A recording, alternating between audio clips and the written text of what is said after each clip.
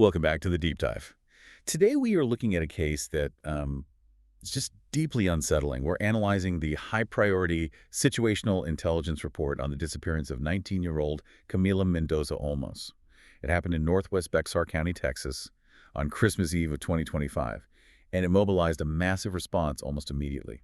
It's a profoundly difficult case, and our mission today really is to break down the key elements. We're going to look at the forensic clues, reconstruct that critical timeline around 6:58 a.m., and really get into the biggest challenge here, what investigators are calling the digital void. That void feels like the absolute center of this.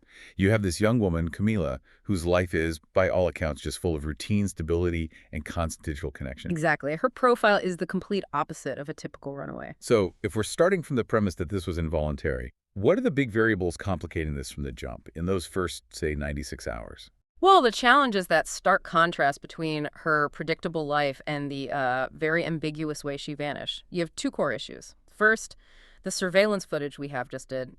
It cuts off. It gives you a piece of the puzzle, but not the whole thing. And second, her phone was left behind. That just completely eliminates the #1 tool for tracking someone in real time. It's usually the golden key in these cases. Okay, so let's start there, at the beginning, the timeline. Everything really seems to hinge on this very narrow window on December 24th, leading up to 6:58 in the morning. It does. Her routine was a morning walk. That habit is the one logical, non-suspicious reason for her to be outside at that time. And we know she was awake, right? Her mother, Rosario Olmos, reported activity. Yes, between about 6 a.m. and 6:55 a.m., her mother said she felt her get up. So that's enough to confidently rule out anything happening, in the middle of the night while everyone was asleep. The incident happened right around civil twilight. But here's where the timeline gets painful. Camila leaves, but her mother doesn't check on her until around 8:30 a.m. That's a 90-minute gap before anyone even realizes something might be wrong. Law enforcement isn't called until about 10:00 a.m. In an abduction scenario, what does a 4-hour lag like that actually mean? It's potentially catastrophic. The first 3 hours are when you set up roadblocks, get helicopters in the air, maybe get those quick geofencing warrants. A 4-hour head start, if someone used the interstate, means they could be hundreds of miles away before a BELO is even issued. Which make the little evidence we do have from that window even more critical. Let's talk about the clothing. A black and baby blue North Face, hoodie, white shoes, and this is the key detail, baby blue pajama bottoms. The pajama bottoms are, without a doubt, the most powerful forensic indicator in this entire case. In these kinds of analyses, what someone is wearing tells you so much about their state of mind, their intent. You don't wear pajama bottoms if you're planning to run away or go meet someone. So it screams, I'll be right back. Exactly. It suggests a short duration, very low stakes trip, maybe just to the car and back. It says she felt she was in her safe zone. It completely contradicts the idea of a planned disappearance. And we see that intent on the neighbor's surveillance camera the last time she's seen. At 6:58 a.m., she walks out to her car in the driveway. The footage shows her approaching the car. The lights were on, which suggests she unlocked it. Then she's seen rummaging inside for something. The car itself never moves, but we know the keys are now missing. So if the pajamas say immediate return and she's rummaging in the car, she wasn't getting luggage. It had to be something small. Right, maybe a water bottle or her house keys she thought she'd forgotten, something minor. The point is, she wasn't planning on driving. The keys were just a tool to get inside the car for a second. It all points to her preparing for, 5 minutes outside. Which brings us to the heart of the problem, the digital void. From your perspective, how statistically improbable is it for a 19-year-old in 2025 to go anywhere without their phone? It's functionally impossible, unless it's a very specific, deliberate choice or a catastrophic interruption. Her friend Isabella said Camila was always connected. She'd stay on the phone with someone during her walks for safety. She was the one who checked up on her friends. Leaving the phone behind is a massive, massive red flag, a huge deviation from her baseline behavior. Right. And the phone was found on her bed, powered off. So investigators really have two competing theories about that. That's right. Theory 1 is the intentional disconnect. She turned it off for a secret meeting, didn't want to be tracked. But again, that clashes violently with the pajamas. Why dress for bed to go to a secret rendezvous? It doesn't track.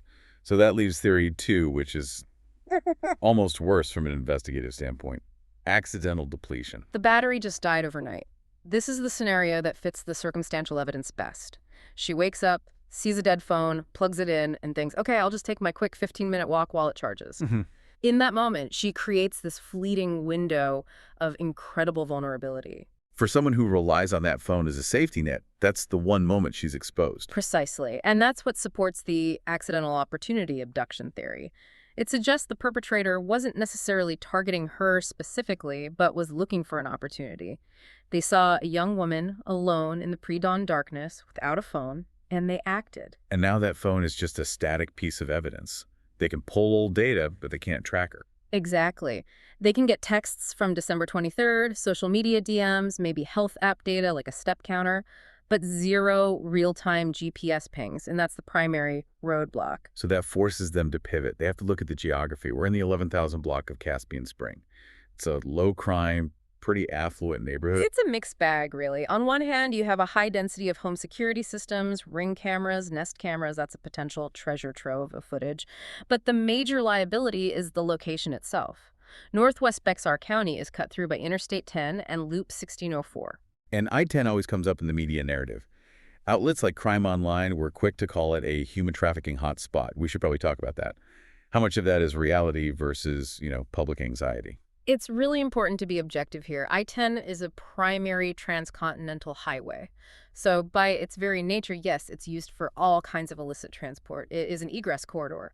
The highway is a tool to facilitate escape after a crime has been committed. But being close to the highway doesn't automatically mean the crime was a stranger abduction for trafficking, does it? Not statistically, no. The public fear is completely understandable, but stranger abductions from a secure suburb for that specific purpose are statistically quite rare compared to other forms of violence or acquaintance-based trafficking. You have to separate the infrastructure, the road, from the most likely motive. And the actual data from San Antonio Police for 2025 sort of cuts against that fear. It does. SAPD reported a 31.3% decline in human trafficking cases that year compared to the previous one. That suggests enforcement is having an effect. So while I-10 is a factor for the escape, we have to be careful not to jump to the conclusion that this was an organized trafficking abduction. It could just as easily be a local opportunist who used the highway to get away. That's a crucial distinction. Okay, let's talk about the response. Authorities escalated this fast. It wasn't treated as a simple missing person case. Why? The key mechanism in Texas is the Clear Alert. It's for adults 18 to 64. And to issue one, law enforcement has to verify two things. One, the disappearance is involuntary, and two, there is an imminent threat of bodily injury or death. So they had to have something specific and not public that told them this wasn't a runaway, something more than just the pajamas. It means they were certain, almost from the start, that someone else was involved. Absolutely. The Clear Alert is a signal that they believe the person is in grave danger. And that's why the FBI got involved so quickly, within 72 hours. They bring assets that local departments just don't have. So what are those assets? Let's talk about CAIST, the Cellular Analysis Survey Team. If they don't have her phone, what can they even do? This is where the investigation pivots into a much longer, more painstaking phase. CAIST performs what are called tower dumps. They can't track her phone because it's off, so instead, they get a warrant for the cell tower that covers her neighborhood right around that 6:58 a.m. window. So they basically get a list of every single phone that pinged that tower in that specific time frame. That's it. They get all that raw data, and then they start filtering. They eliminate all the known devices, the phones belonging to residents, the Amazon driver, people just commuting to work. They're looking for a ghost. An unauthorized device that was near her home at the exact moment she vanished, but has no business being there. It's slow, but it can pinpoint a suspect's phone. And they also bring in the Behavioral Analysis Unit, the BAU. Correct. The BAU builds a profile of the unknown subject, based on the time of day, the opportunistic nature, the quick escape using I-10. They help investigators shift from looking for Camila to looking for a specific type of offender. It's also worth noting, this is all happening in the same part of town where a little girl, Lena Kill, went missing in 2021. That case is still unsolved. Does that shadow hang over this investigation? Oh, absolutely. It hugely impacts resource allocation and community pressure. The anxiety from the Kill case is still very raw in that community, but that anxiety can be a force multiplier. You have vigils, over 100 volunteers searching. That public pressure ensures this case stays at the absolute top of the priority list. They can't afford another cold case from the same area. Okay, let's pull all these threads together. Let's look at the three main investigative theories on the table right now. The evidence really points in three directions. First, and what seems most probable, is a crime of opportunity, a stranger abduction. That's supported by the pajamas, the digital void, the pre-dawn darkness. An attacker saw a moment of vulnerability and took it. Okay? And theory two, the lure. The lure, or an acquaintance scenario. This theory leans on that slightly weird detail of her rummaging in the car. Was she getting something for someone she agreed to meet for just a second? In that case, maybe leaving the phone was intentional to hide the meeting. But again, the pajamas make this feel less likely than a stranger attack. Right. And the last one, a medical event or accident. That theory is pretty much off the table now. It fits her routine, but after days of saturation searches, I mean, if she had collapsed or fallen in a nearby greenbelt, she would have been found. The fact that she hasn't been found strongly suggests she was removed from that scene. So the working consensus is that a predator exploited that one tiny moment of vulnerability, the routine walk, combined with a dead phone battery. Yes. And moving forward, the investigation has to focus on passive evidence. The trail from her own data is cold.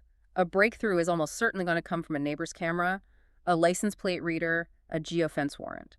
They're hunting for the abductor's digital footprint now, not hers. And publicly, the single best strategy is to keep hammering on that one. Very specific detail. Absolutely. The constant aggressive sharing of her clothing description, specifically those baby blue pajama bottoms, is the most powerful tool they have to generate a real lead. That detail is unique. It's memorable. If someone saw a car on Christmas Eve morning near I-10 with a passenger dressed like that, that's the tip that could break this wide open. It's just a tragic haunting case. It's defined by what she didn't have, her phone, her safety net, and what she was wearing, clothing that basically screamed, "I'll be right back." And that expectation of an immediate return is the core of the tragedy here. What's so fascinating from an analytical view is how our own routines, our own protective behaviors can be turned against us. Her predictable life created a predictable moment of exposure. The one time her digital safety net failed, her physical safety net was breached. And it leaves you with a really important question to think about. In a world where we all lean so heavily on technology for our safety, what happens when you step outside and for just a moment, you decide to go dark?